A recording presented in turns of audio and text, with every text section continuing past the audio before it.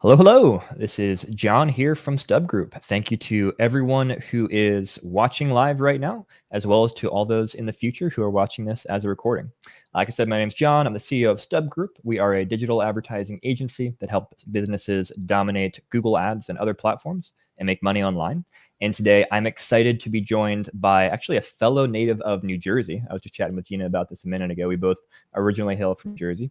Gina Perrelli is the co-founder and CEO of Stay.ai. And we're going to be talking about lots of fun subscription stuff today. But before we get into specifics, Gina, could you introduce yourself and tell us a little about yourself and about your company? Yeah. Well, hey guys, and thank you, John, so much for having me today. I'm Gina. I'm one of the co-founders of Stay.ai. I've been in the retention space for the last 10 years now. Prior to founding Stay, I founded an agency called Solar Group, and I ran our retention division there. Through that, I worked with a ton of different brands, where I was piecing together different things in their tech stacks. Really kind of found that subscription was the one piece where we didn't do any A/B testing. We kind of just let people give us their credit cards and prayed they never canceled. So that was when we set out to build Stay. I really wanted to build a platform that you'd be able to go in and test different things and really optimize stuff to your subscribers. Awesome. One of the things I love about the subscription reality and model is that it's all about increasing the lifetime value of those customers that are coming in. And here on the advertising side, our goal is to get as many people and as many of the right people to our clients' website as possible, get them purchasing, get them in. But the more we can then increase their lifetime value, the more aggressive you can get at generating those clients, bringing them in board, increasing your revenues and so forth. So there's a lot of, I think, synergy between what digital advertising agencies like StubGroup do, and then what Stay.ai does with trying to maximize the value of those customers that come in. Yeah. So I'd say to kick things off, could you walk us through what are some of the most common types of subscriptions and models that are in the e-commerce space right now? Yeah. So, I think the most standard is subscribe and save. So if you have a product that it makes sense that customers might want it every month, every 2 months, 3 months, some type of refill would be a subscribe and save. That's usually a 10-15% off type of discount that customers do. And then you get into the trial to subscription, where it's either some type of variety pack that flips into a full offer, or a starter kit that then flips into a refill pouch. Would be kind of the most basic types of subscriptions, but there's a ton. There's prepaid, there's custom bundles, there's all kinds of stuff we can get into. Awesome. I look forward to digging in. For brands, so I'm going to try and tailor some of my questions to you related to brands that maybe do have subscriptions right now and are looking to improve, do a better job, increase retention as well. And then also, I'm sure there's a lot of people watching this who aren't yet doing any kind of subscription and are saying, that's a cool idea. Maybe haven't thought about it for your brand, or maybe you're thinking about it, but not sure how to take that first step. So I think we'll be able to cover kind of both categories of viewers during this conversation here. But let's start with people who are doing a subscription model right now. Is it the type of thing where it's largely kind of set it and forget it? You set it up and then you do it? Or is there much maintenance, testing? What goes into a really successful subscription model from what you've seen? I think that's what we're trying to train the behavior of. So I think historically it has been very set it and forget it. Can you do that with Stay as well? Yeah, absolutely. Plenty of people do. What we've kind of built tools for and what we're trying to educate people on is this mentality of going in and optimizing, setting up different campaigns the same way that you would in, a Klaviyo or any other platform like that, of an A/B test to some different groups. So we know the biggest area of churn typically is between order number 1 and order number 2. People sign up, they want the discount, they don't really know if they even want the product yet, and then they just churn out even before the second order hits, where we've tried things like, why don't we test if somebody knows they're getting a free gift on the second order? Are they less likely to cancel? And how does that impact the group? And so running A/B tests like that, somebody subscribed to product A, do they want to try product B at X% of a discount? Those are different things that you can start to test. Interesting. So when you're testing those types of things, do you commonly see the same type of thing works well across most websites, or is it very nuanced depending on price points or vertical, which different approaches actually drive the best results? There's definitely not a one size fits all. For these, there are definitely trends that we see where it's okay, yeah, if you're offering, typically when brands test a free gift on order number 2, we do see some type of increased retention for the people who get the gift versus the people who didn't. But there are times where it doesn't like provide enough of an impact, or the product catalog just like doesn't really allow for it, because maybe, you know, the AOV is $20 and the lowest like gift you can do still costs the brand $5. And then like maybe it increases the shipping price for the brand. So like then you start to do the math and you're like, oh yeah, it increases performance, but not enough. It actually costs the company more money to offer this. So there's a lot of different factors that play in. So we're always like, hey, test it and like keep your product and like what you have to offer in mind. That makes sense. So you're able to bring in, hey, here's kind of best practices, what often works, but then also you have the technology to let people really test and see what's going to be best fit for their unique instance. Yeah. Awesome. Yeah, exactly. Tell me more about the AI portion of Stay.ai. What does that mean, and what does that look like? Yeah. So the AI origin actually is interesting. When we first set out to build the platform, that was like not my intention. The intention really was like, hey, I want to build something where we can go in, we can run A/B tests, like really like thinking about performance. About maybe 9 months into running the business, we were looking at different companies that we had to integrate with. We looked at, you know, a lot of the companies that, you know, wanted to move to us from another platform. A lot of the larger ones would say like, oh, we have, you know, this integration. If you don't have this integration, like we can't move because this is so valuable to our business. The name that came up a ton was Retention Engine.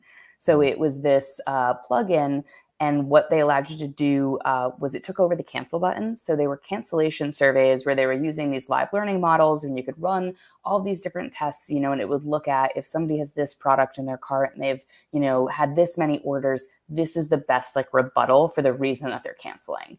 And it could go from when you first set it up, you might see save rates that are like 15%. But because it was learning as it was going and getting smarter, that number would then jump up another 20, 30% over like the next 60 to 90 days, depending on the volume that you're pushing through it, where we were like, oh, this is kind of interesting. We definitely need to build an integration with them. The more we talked with that team, we found that they actually were sitting on a ton of these models that they had been training, and they just hadn't deployed them into the market because they were like this third-party app to the subscription like company where they just were powering the cancellation button. But they were sitting on these models where they were able to detect like 10 days before somebody's order came up if they would churn or not. Wow. And they were spooky accurate. Like I was like looking at it, and like they would predict it, and we would look, you know, like 10 days in advance that orders would come through. And I was like, oh my God, like the accuracy. And they're like, yeah, because we're able to tell the longer we've been following a brand, we can see all of the cancellation data that hit, like somebody goes in, they skipped the first 2 orders, they did this, they did XYZ, where we had already built out this engine that allowed us to, you know, offer if somebody's on order number 2, offer a free gift, where we were like, oh wow, now we can flag if somebody's a churn risk, do this. If somebody's not a churn risk, do that. So there was a couple different like engines that they had in. Like I think that was the second one that I was most excited about. So that's kind of where the AI piece comes from, is really on optimizing on the cancellation surveys, as well as doing proactive treatments and identifying who is a churn risk. And then on top of that, what products they're most likely to add to their subscription if they are not a churn risk. That's really cool. So let's say the system saying, hey, this person over here is churn risk, this one's not. The business could say, well, for the churn risk, let's go ahead and offer them a free gift to try and retain them. For the non-churn risk, hey, offering a free gift is probably just going to be, you know, money off of our profit numbers, and it's not really going to change whether they stay with us. And so you can squeeze every dollar that you can, essentially, or every efficiency possible through those learnings. Yeah. So what it allows you to do is if somebody's not a churn risk, you can load in 4 different options that it will then start to cycle through and test. So you can put in, like, you could either do one product at maybe 4 different price points and cycle through the take rate on those. You could do 4 different products, 2 products at 2 different, you know, however you want to do it, but you can load in the 4 different options, up to 4 if you just want 2, whatever.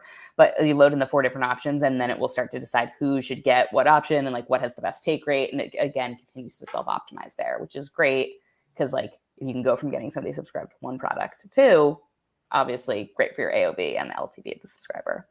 Absolutely. So for a customer of yours that's using Stay.ai, are they primarily, is it self-serve through your platform? Do you have managed services team or a combination? How does that work? Yeah. So a lot of customers like will do like, it's kind of like a combo of both. We don't charge for a managed service component. We have CSMs And like you're able to ping them and they'll schedule monthly calls, like things like that, kind of depending on how much you're using the tool, also the value of the contract, that type of thing. Where your CSM is able to go in and kind of be like, okay, this is how I would set this up. These are some recommendations for the account. Once you, like, even from the day that you're onboarding with an onboarding manager that'll sit with you, this is how you set up retention engine, which is like the cancellation surveys. This is a recommended experience, all that type of stuff. Awesome. Very cool. Yeah. So taking a step back a little bit, or looking at things at a little higher level, what are some of the most common mistakes that you see businesses who are using subscription services or models right now making in the marketplace? I think one of the biggest things is like just defaulting. I think when people set up subscription, they just assume that 1 month is the right cadence or 30 days. And it's just kind of like a blanket assumption that they're like, yep, every month or every 30 days, that's when. And they don't really look at like, what is the product and does that make sense? A lot of products, 2 months probably makes more sense. Like we all would love to believe that somebody every single day wakes up and uses our product. But if it's not a vitamin or like some type of supplement, I mean, even like protein, I think people drink protein every day. How many times a week do they actually work out? That's probably when they're taking a protein shake. It's probably more 3, 4, 4 times a week. Again, they're totally dependent on the person. But defaulting to the right cadence is really important because one of the number one cancellation reasons we see is I have too much. Which while you try to get people to skip and you try to like, people just get frustrated when they're like, all of a sudden they're like, I have 3 of these containers I haven't opened yet. So yeah, I would say the biggest one just like right off the bat is think about the default cadence and the cadences you offer and don't just pick 1 month because that's a good round number. Like pick something that makes sense for your product. Totally makes sense. I'm curious, what are some of the longest gaps that you've seen? Like, are there yearly subscriptions that you guys are working with, more than a year long? What's kind of the upper threshold? Year is a max that we really like see. I'm sure that there are people who have set it up and there's like something I don't know about where there's 4 subscribers on a 2-year subscription or something. But a year is typically the max that I see. Year is tough. It also comes with like additional rules in certain states, like where you have to like notify people further out than you do. Like, and there's all kinds of stuff with that. Year is tough because it's just like, you're not going to see that revenue again. It has to be kind of a high AOV. I would say like some of the longer ones that I see is like the toilet paper and paper towel, which is kind of like they ship them in like large amounts. So I think like I'm personally on like a paper towel subscription that's like every 4 months type of thing. And that's where it's also important because you don't want somebody skipping a whole extra 4 months. Like you want to make sure that they're like, oh, just like pushing back like a month or 2 weeks or something like that. That makes sense. Cool. I'm very curious now. I'm trying to think through what could be longer than a year. Not that it really matters. Just my interest is tickled. Cool. Well, moving on from that, for those businesses who are not using any kind of subscription offer right now, what would you say are some of the biggest maybe misconceptions that you see businesses have about that's preventing them from switching over, from adding on a subscription method? Oh, wait. I just thought of something. So Yes. we're thinking so much in consumer with the month or with like the year subscriptions. Like I have an insurance policy that renews every 2 years. Oh, yeah. So like outside of just Shopify, I think that's where you start to see the longer, like outside of like these consumable items. But just getting to go to your question in terms of what was it? Just if you're just getting started with subscriptions? Yeah. So what are the misconceptions that you see preventing businesses from starting to use subscriptions?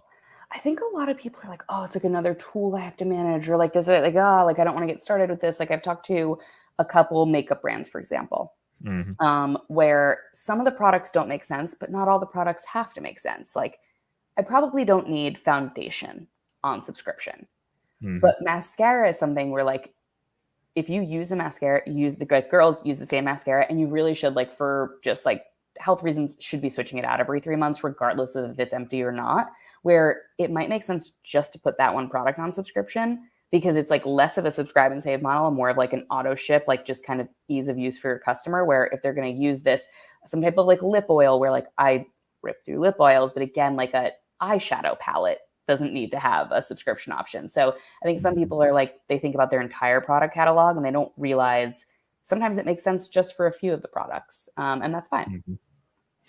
And I would guess too that for some businesses, it might even be worth, let's say the primary thing that they sell is not suitable to a subscription model, but they could create a new product as an add-on that would be a perfect, accessory to what they sell that could be a subscription model, and then also would allow them to keep that relationship going with that customer, I should say, so that when the season changes and maybe they want to purchase the new piece of clothing or whatever it is, they're getting, emails and shipments every month from that client already, from that business. And so they're top of mind. Do you see businesses thinking in that way much?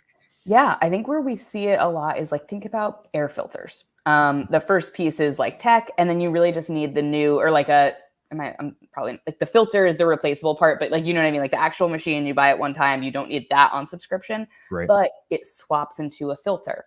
Like the shower heads that have like the different filters in them, like all of those different pieces. I think I have like some type of humidifier that has different like scented drops where like every 3 months I get a new like oils or scents or whatever that go in there. So there's stuff like that where it's really like you're selling this like first product and then it just flips into a refill. That it's nice because like even though the main source, like 90% of your revenue will probably come from this first item, because that first item might cost $200-$300, and maybe the refill is just $20. But it keeps people engaged with the brand. If you ever release a secondary device, like and it gives you just an extra bit of revenue every single month that is just recurring. Again, keeps people engaged. So I think that's a great idea. No, I think what you're saying there, keeping people engaged, is so important. I think a lot of businesses, like, another $5-10 a month, is it really worth the hassle? We're not getting much out of it. But if it's no, you're keeping that relationship going, so that, like you said, next time you release a product, you're there front of mind. Or, hey, somebody's over at their friend's house, so like, hey, I need a new air filter. If you're getting monthly shipments from this company, that's what's going to come to mind. Be like, oh yeah, I've got X, Y, and Z filter. And so even word of mouth, social engagement, whatever, I can assume that it can only be improved by having that recurring subscription coming in, even if it's not a big money maker in and of itself. Yeah. I mean, for me, and I live in New York, so I'm in an apartment building. So not applicable to everyone, but even just so, I've been in the elevator before holding this happened to me recently. I was holding the package for one of my, a product that has a refill. Or a filter that comes every few months. And I was sitting in the elevator and the girl next to me was like, oh, I've been getting so many ads for that. How do you like yours? I've been thinking about buying one. And I was like, yeah, I actually love it. Like, this is like my refill kit. And she was just like, oh, you know what? I'm going to go up and buy one. And I was like, see, like they got her, even though they sent me something that was probably $15. Now that word of mouth, that girl's going to go up and buy the $200 shower head or whatever it was. I love that. The attribution part of my brain too is me like, oh, there's no way you'll ever see that attribution, and that's why you gotta realize it's never perfect, because there's so many winding paths to conversion these days. There is no little checkbox somewhere for saw a girl in my elevator with the box. That would be hilarious. I kind of want to go add that to one of our Exo servers now. Yeah, but it's just an other. You'll find it somewhere. Some company is going to search an other and be like, that was her. That was Gina. That's awesome. So you mentioned one of, or maybe the primary reason that customers churn is they feel they've got too much, or things are coming too quickly. Are there other common reasons for churn that you see? Yeah, something that we had to kind of explain to people is, so there's two different financial reasons that people also churn.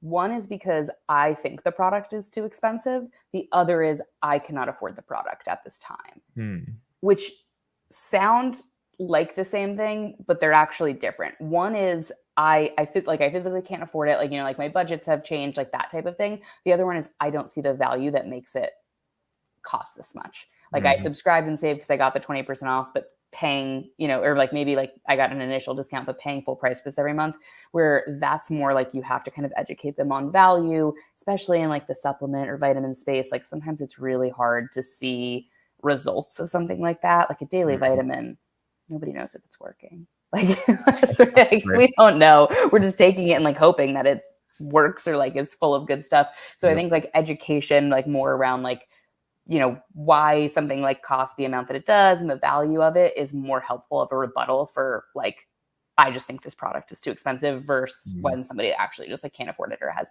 budget changes.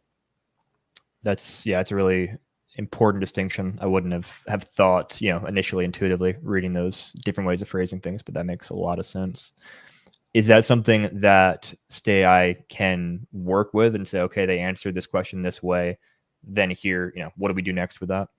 Exactly. So it's top of mind because I just had a call with a pretty awesome brand today, and that was like we load in what we think are like the best rebuttal reason or the best answers at first, and then the rebuttals, and they were like, "Why do we need both of these?" So I explained the difference, and then I kind of was like, "Hey, the treatments for one is going to be a one-time coupon. Like if they just can't afford it, like right now, that's going to be like, hey, we hear you out. We hope you love the product.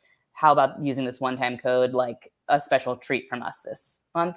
As opposed to when somebody's like, I just think this is too expensive, where that really should be more focused on product education of like, hey, these are the ingredients we use. This is why we source this from here. This is why we're different than XYZ competitors. Yeah, a discount code might help there as well, but two different kind of issues that you're treating. Totally makes sense. Awesome. Yeah. So talked a lot about customization and retention in particular. When it comes to actually getting someone to sign up initially for the subscription, is there much customization that goes into different wording, different messaging, or is that pretty much the same across the board? How does that typically work? I think it depends on the brand and what they're doing. In terms of like different messaging, I mean, like you've got your buy boxes.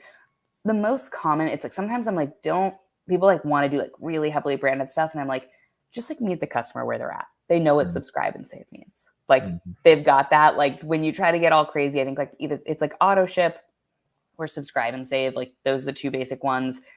Don't go crazy because you're just going to confuse people of like, what is this offer and like how does it get sent to me? So yeah, I would say that once you're inside the customer portal, there's plenty of times to like have that branded moment, and within your emails and like all these other touch points, like there's good areas to customize it, make it really feel on brand. But I would say like keep it simple on the pages where you want people to actually check out.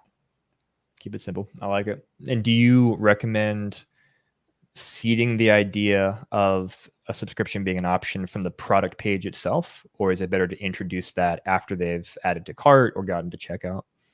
I don't mind it on the product page. Like I'm also like not against defaulting to it. I think like there's been enough improvement in the last like, couple years in terms of the laws and like how Shopify has changed things that like it's very clear that someone's subscribing. Like 2 years ago, it was like, oh, people were like, oh, you tricked me. I didn't know, like blah, blah, blah. Like if you're on Shopify now, like, they make you take a checkbox. The actual buy button says subscribe now, doesn't say buy now when you're purchasing a subscription, and all those different things. So I'm like less concerned about people feeling tricked or like lied to or trapped.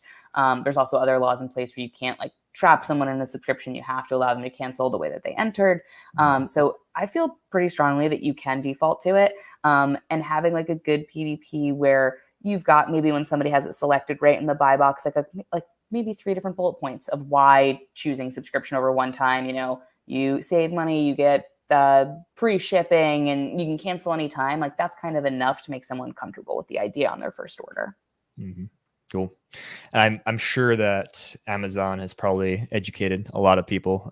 Anybody using Amazon, it often is going to see those subscription options, subscribe and save on there. So I imagine they've helped condition people over the years to that as well. Yeah, I think just the people are much more comfortable now with it. I think when you start to add up how many subscriptions people have, and people don't think about like Netflix and Hulu and all these other things as subscriptions, but they are. They're all just typically like monthly subscriptions that we have, and some of the stuff is just like purely out of convenience. Like when I say like the like toilet paper and paper towels and stuff, like for me, I live in New York. I don't like having to go down to the store and carry it, and then I can't carry anything else back because I'm like holding this giant thing, and like I'm like walking 3 blocks, and I'm like doing whatever. Where I'm like, it's just so much more convenient for me to get a ton of it delivered to my house every few months. Absolutely. I know for me, I never remember to buy an air filter, for our HVAC system. So it's just peace of mind of, okay, I don't have to, make a decision right now. I don't have to think about it. It's going to show up on my door, and I can plug it in, and we're good to go. The filters I totally agree with, where like for me, it's like auto ship and subscribe and save, like same thing. But for me, like that type of stuff where it's just like, is auto ship, because I'm like, I should replace this, and I will not remember if it doesn't show up my door. I will never, ever think, You know what I should do? Change out the filters. Exactly. Like that's just never top of mind unless there's like a red light shining and beeping at me, where I kind of like it. Like with my shower head that has it shows up and I'm like, oh, it's time. Mm-hmm. Yeah, 100%. Out of sight, out of mind. Then you go and you move, and you're like, oh wow, this is black. I probably haven't been breathing good stuff for the last couple of years. So. Yep.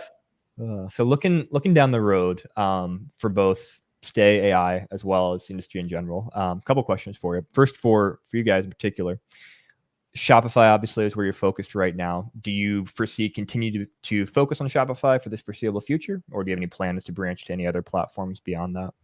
I think we're always open to stuff on our product roadmap. It's something that like we reassess, on a quarterly basis of, what are we doing? Are we aligned? Like we obviously have more than just the next quarter lined up, but there's kind of a ton of ideas. And, anyone who says the rest of their year roadmap is set in stone, like you're crazy. Things come up, industries change. Like the most you can really have like dialed in and secured is like a quarter in advance. So we've got plenty of ideas, but if there was a huge opportunity, I would definitely explore it. I think like the trend though that we're seeing, I think when I had first started Stay, I thought we would leave Shopify sooner rather, like not leave, but we would build on another, WooCommerce or Salesforce or somewhere else sooner rather than later. What we have seen is a pretty amazing trend of brands that are all on custom, that built custom because there just weren't the right tools, a couple of years ago when they built within the Shopify ecosystem, that now are like, everything we need is so much more accessible. We're replatforming. So we've had a couple great deals for us come in off custom and just decide to fully move to Shopify and use Stay. I've seen that as well in our space with, we have all kinds of clients. So we certainly do have clients using WooCommerce, Magento, etc. But by and large, Shopify is by far the predominant platform. And I continue to see bigger and bigger brands using it, like you said, moving from custom over to Shopify or getting Shopify Plus, because it's just so many options are there and built in. And not to pick on Magento, but I will. It's so much easier to do things in Shopify than Magento, and you break so many less things from what I've seen. So yeah, I mean, it was just a huge thing for us when we were building. I'm like, we need to build for the marketers. We need to get out of this this mindset that when you need something fixed, like, oh, we'll put it in the next sprint and we'll ship it off to the dev agency. And like, we need like small things within the subscription contract. The marketing coordinator, marketing manager, whatever that e-commerce manager needs to be able to just go in and fix that. So we try to like, when we build stuff, no code, things like that to make it easier. Absolutely. I love it. Well, as you look down the road, industry-wide, are there changes that you are hoping to see, expecting to see, in terms of how businesses offer subscriptions, how customers behave, or anything else that comes to mind? So one of the big changes that we saw was Shopify did start to offer a native subscription solution, which was awesome. I think a lot of people were like, oh, are you scared? Is that bad for you? And I was like, no, it's actually great for us. Shopify has a tendency where they'll build stuff just to kind of get you started. So, because it isn't fair to the brand that like maybe just less than $1 million a year and they want to just dabble in subscription and see if it's going to work. They don't need to pay us $4.99 a month. Sure. Like, to just see if they can get a couple of subscribers in the door and if this is a functional piece of their business. So that I think is actually going to be great for us because I think it opens the door for more people to just dabble in it and see if it's a good fit and then be like, okay, this is a great fit. And a year from now, we're going to move over to a platform that'll actually help us optimize, A/B test, that type of thing. Mm-hmm. Got it. So test their toes in the water through that free version. And then as they prove that concept, then take advantage of all the AI and other features you guys have built to really maximize output. Exactly. Awesome. Well, as we wrap things up here, Gina, I've learned a lot. This is not an area that I'm an expert in any way, but very intrigued by what I've learned and excited to keep learning. For businesses who are not currently using any kind of a subscription model, what would you recommend? How would you recommend they think first about whether it's going to be a good fit for them? What are some examples of companies that should be doing it, and maybe some examples of companies that should not be doing it? I think just looking at the product catalog and saying, like, is there anything here that somebody might want more than once in a 6-month period? If the answer is yes, then like we should probably try something on subscription. If the answer is no, then like you're likely not a good fit. But I think that would be like a good just gut check. Easy enough. And then if they wanted to explore working with Stay.ai to help them with that, what would that process look like? Best way to do it, go to the website, just fill out like a quick form. We'll get back to you usually within 24 hours. Set up a demo, and we'll just do a call of like, hey, what's going on the site now? Do you offer subscription? Do you not? What are you thinking? To walk through, and then, hey, this is why we either would or wouldn't be a good fit for the program that you want to build. Awesome. Easy enough. Well, Gina, thank you so much for your time. Any last words you want to share with the viewers? Just follow me on LinkedIn or Twitter. I try to post or Stay as well. We post a lot of different tips, tricks, things like that. If you're curious about subscription, we have a great newsletter as well. So feel free to use all the resources that we put out there. And I hope that if you don't have a subscription program, you start one soon. Awesome. Thanks, Gina. Thanks, everyone, for watching. Really appreciate your time. A little StubGroup plug as well. If you want information on the digital advertising side of things and how to get those traffic and users to your website that can then purchase and become those subscribers long-term, check out StubGroup.com. We have a free newsletter as well, put out lots of info about how to dominate Google Ads and all the other paid advertising platforms out there. So until next time, thanks so much for your time. Gina, thanks so much for being here. Thanks for having me. Bye.